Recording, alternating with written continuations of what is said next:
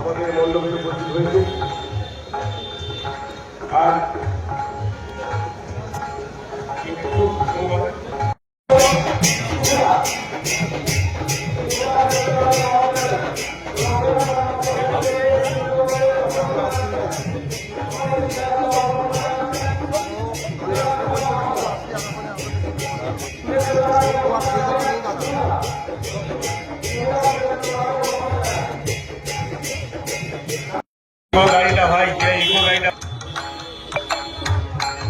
গাড়িটার সমস্যা হবে, জ্যাম ক্লিয়ার হবে।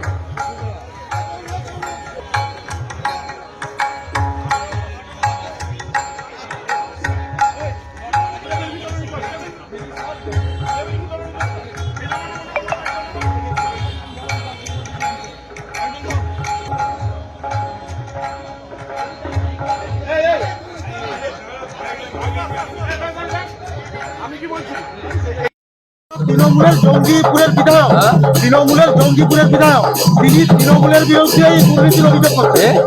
জঙ্গিপুরের বিধায়ক, জঙ্গিপুরের বিধায়ক 1 টাকা এলে 25 টাকার কাজ হয়। তৃণমূলের বিধায়ক, তৃণমূল টাকা জঙ্গিপুর জাকির হোসেন। হ্যাঁ, আমি বলতে পারবো না।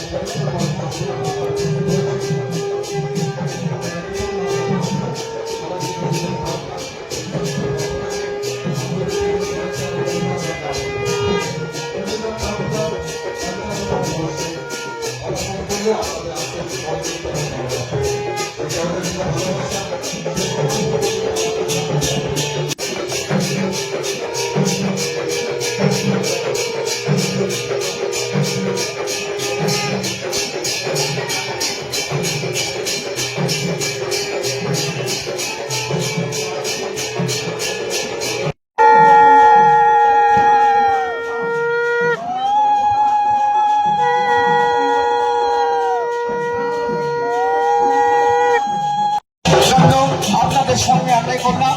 আমরা বরণ করে দিচ্ছি, আমাদের বরণ করে দিচ্ছেন ক্লাব সদস্য, ক্লাব সম্পাদক এবং সভাপতি মহাশয়, বিধায়ক শুভেন্দু অধিকারী মহাশয় তার নির্মম বাৎসরিক সমীক্ষা এবং অভিজ্ঞতা শেয়ার করলেন।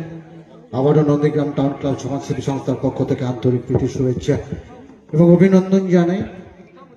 নন্দীগ্রাম টাউন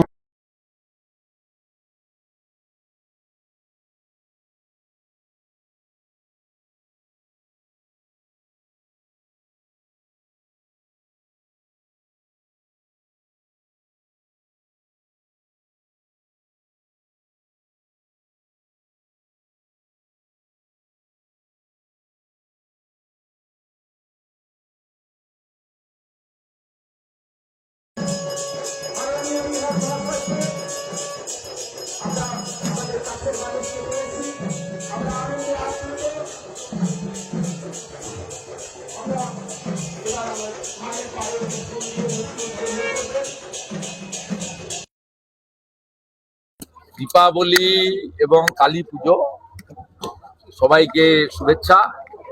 মা দুর্গাকেও বলেছিলাম, মা তোমার ত্রিশূলটা, এই বাংলায় প্রচুর ধর্ষক বেড়ে গেছে, কোনো বোন কন্যা সুরক্ষিত নয়। এই ধর্ষকদের শেষ করার জন্য মা কালীর খড়গটাও লাগবে। ওই প্রার্থনা করছি অভয়া থেকে দুর্গাপুর মেডিকেল কলেজ আমাদের কোনো মেয়ে কোনো বোন এই বাংলায় সুরক্ষিত নয়। মা দুর্গার ত্রিশূল আর মার কালীর খড়গটা লাগবেই ধর্ষকদেরকে শেষ করার জন্য। এই প্রার্থনাই মায়ের কাছে করছি। আর আপনাকে মুখ্যমন্ত্রী হতে হবে। পুলিশ মন্ত্রী মুখ্যমন্ত্রীকে রাজ্যে রাখবেন কিনা, কারণ মানুষের কাছে একটা বড় সুযোগ আগামী কয়েক মাসের মধ্যে আসছে। সেই সুযোগটা মানুষ যদি কাজে লাগান, তাহলে অন্তত যোগী আদিত্যনাথ যেভাবে মহিলা সুরক্ষা দিচ্ছেন, আমরাও এই রাজ্যে সেটা দিতে পারবো। আপনারা যেরকম এসআইআর হোক সেটা যেরকম নির্বাচন কমিশনের কাছে দাবি করছেন, পাশাপাশি তৃণমূলের নেতারা হুমকি দিচ্ছে এসআইআর হলে কেউ বলছে লন্ডভন্ড করে দেবে। ইলেকশন কমিশন বুঝে নিবে, আমাদের দায়িত্ব নজরদারি চৌকিদারি করা। নন্দীগ্রামে বাংলাদেশের মহিলা ধরা পড়েছে, আমরা তো কোনো ভারতীয় মুসলিমকে নিয়ে বলছি। নন্দীগ্রাম 1 নম্বর ব্লকের ভোটার তালিকায় বাংলাদেশ থেকে মেয়েদেরকে পটিয়ে নিয়ে এসে এখানে দ্বিতীয় বিয়ে তৃতীয় বিয়ে করে রেখেছে। প্রাথমিক ভোটার তালিকায় নন্দীগ্রামের লোক জানেই না, এরা শান্তিতে আছে, যাচ্ছে, খাচ্ছে। এখানে বাংলাদেশি মুসলিমদেরকে অনুপ্রবেশকারীদেরকে দিয়েছে। আপনার বর্ডার ডিস্ট্রিক্ট নয়, নন্দীগ্রামের কোনো এলাকায় বাংলাদেশ বা পূর্ব মেদিনীপুরের বর্ডারে নয়, এখানে ঢুকিয়ে দিয়েছে। বুঝতে পারছেন কি বিপজ্জনক? আমরা কেন ভারতীয়দের নিয়ে চলবো? আমার রেশন কেন ও খাবে? আমার জমি কেন ও নিবে? আমার ধর্মে কেন ও হাত দেবে? আমার ভোট ও কেন দেবে? বিদেশি লোকেদের ভোটে কেন আমি এমএলএ হব? বিদেশি লোকেদের ভোটে কেন মমতা ব্যানার্জি মুখ্যমন্ত্রী হবে? বিদেশি লোকেদের ভোটে কেন মোদিজি প্রধানমন্ত্রী হবে? ভারতীয়রা করবে লড়াইটা, ভারতীয়দের সঙ্গে অভারতীয়দের। দাদা একটা প্রশ্ন, সেটা যে ময়নার যিনি বিধায়ক অশোক দিন্দা কালকে বিজয় সম্মেলনীতে অংশ নিয়ে বলছেন যে 26 সালে তিনি প্রার্থী হচ্ছে প্রায় 90.99% সে ওনার ইচ্ছা আছে, উনি বলেছেন। কিন্তু দল যখন অফিসিয়ালি ঘোষণা করবে তিনি প্রার্থী হবেন। তিনি তো অ্যাক্টিভ এমএলএ, এলাকায় থাকেন, কাজ করেন। তিনি বলতেই পারেন আমার পারফরমেন্স আছে, অ্যাসেম্বলিতে পারফরমেন্স আছে, সাসপেন্ড হয়েছে। এটা তো ঘোষণা করা নাই। আমি তো আশা করতেই পারি দল আমাকে মনোনয়ন দেবে, তো খারাপ কিছু বলেননি তো। তিনি পাশাপাশি কর্মীদের বার্তাও দিচ্ছেন সংগঠিত হয়ে চাটাই বৈঠক করে জনসংযোগ করুন। আমি কোনো ওই পয়েন্টটাই ক্লিয়ার করছি, উনি অ্যাক্টিভ এমএলএ, মানুষের সঙ্গে থাকেন, উনার এলাকায় বিধায়কের অফিস রয়েছে। কিছুদিন আগে সরকারকে উনি বলেছিলেন রাস্তা সারাতে, সারাইনি বলে নিজে কোমরে গামছা বেঁধে মাথায় ঝুড়ি দিয়ে রাস্তা সারিয়েছেন। বিধানসভায় প্রত্যেকটা অধিবেশনে আমাদের সহযোগিতা করে, উপস্থিত থাকে। গত বিধানসভা অধিবেশনে সাসপেন্ড হয়েছে, তো তিনি তো আশা করতেই পারেন যে এখানে 90% ধরে নিন আমি দাঁড়াবো। তো দলের কাছে আবেদন, জনগণকে বলছি, ক্ষতি কিছু নেই। দল যখন অফিসিয়ালি ঘোষণা করবে তখন তিনি প্রার্থী। আপনিও আশা করতে পারেন আমি সাংবাদিকতা ছেড়ে আমি কোনো রাজনৈতিক দলে যোগ দেব, আমিও ভোটে দাঁড়াবো, আশা করতেই পারেন। তিনি তার আশাটা বলেছেন। তিনি এক্সিস্টিং এমএলএ, তিনি এমন কোনো কাজ করেননি যাতে তাকে দল বদলে দেয়, সেই ধারণা থেকে তিনি বলেছেন। এটাকে প্রার্থী ঘোষণার সঙ্গে বিতর্ক তৈরি করার কোনো কারণ নেই। Ashok Dinda is very active MLA in Moyna, অন্য জগৎ থেকে এসেছে, কিন্তু তিনি মোদিজি এবং রাষ্ট্রবাদের পক্ষে সিনসিয়ারলি কাজ করছেন। কাজ করতে দেওয়া হয় না বিরোধী এমএলএ এমপিদের। অভিজিৎ গাঙ্গুলির এখানে সব এমপি ল্যাডের কাজ পড়ে আছে। ডিএম টেন্ডার, টোটোতে কেউ পয়সাও দেবে না। কতবার বলবে ভাই? আমার কথা যে শুনবে, বিরোধী দলনেতা বলছে টোটো চালায় বাধ্য হয়ে তোমরা 1000 টাকা মমতাকে দেবে না, পরিযায়ী শ্রমিকরাই তো 1000 টাকা মমতাকে দেবে না, চোর মমতাকে। পরিষ্কার কথা, আমার কথা শুনলে দেবে না। আর তোমাদের যদি বাধা দেয় আমি বুঝে নেব। দাদা গতকাল আপনি অরাজনৈতিক একেবারে প্রোগ্রাম, সেখানে পুজো উদ্বোধন করতে গেছিলেন, সেখানে যেভাবে দফায় দফায় আপনাকে হেনস্থা করার চেষ্টা করা হলো, এটা নিয়ে কি? আমি হিন্দু বলে বাধা দিয়েছে, রোহিঙ্গা মুসলমানরা বাধা দিয়েছে, রেখা গাজী বাংলাদেশি মুসলমান তিনি বাধা দিয়েছেন। আমি কালকে গেছিলাম বিজেপির জন্য ভোট চাইতে নয়, হিন্দু হিসেবে কালী পুজোয়। আমাকে বাধা দেওয়া হয়েছে পশ্চিমবঙ্গে। আপনি বলুন তো, এখানে আমি 20 বছর আসি, এদের ক্লাবে আমি 2007-08 থেকে আসা শুরু হয়েছে আমার। আমি দক্ষিণ কাতির এমএলএ ছিলাম, এখানে উদ্বোধন করেছি 7 সালে। আজকে 25 সাল, 18 বছর। ওই 2-1 বার যদি, করোনাতেও আমি এসেছি, করোনার সময়ও দূরে দূরে করে 4-5 জন মিলে উদ্বোধন করেছি। আপনি বলুন, আমি 17 বার এসেছি।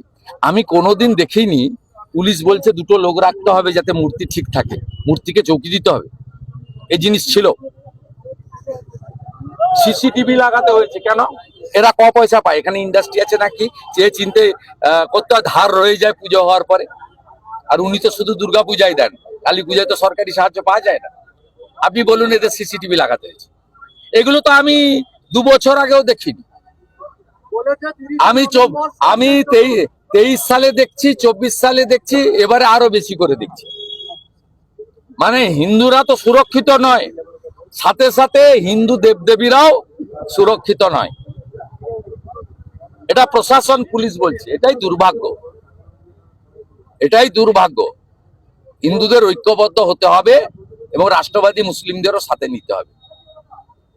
আমার একদিকে আমাদের আব্বাস দাঁড়িয়ে আছে, একদিকে মাসুদ দাঁড়িয়ে আছে। সবাইকে এক পাত্রে ফেলবেন না, কিন্তু এরা সংখ্যায় কম, এরা বুঝাতে পারে না। কারণ নির্বাচনের আগে 2500 টাকা ভাতা পাওয়া ইমামরা ব্রেনটা ওয়াশ করে দেয়, তখন শিক্ষিত মাসুদের কথা চলে না।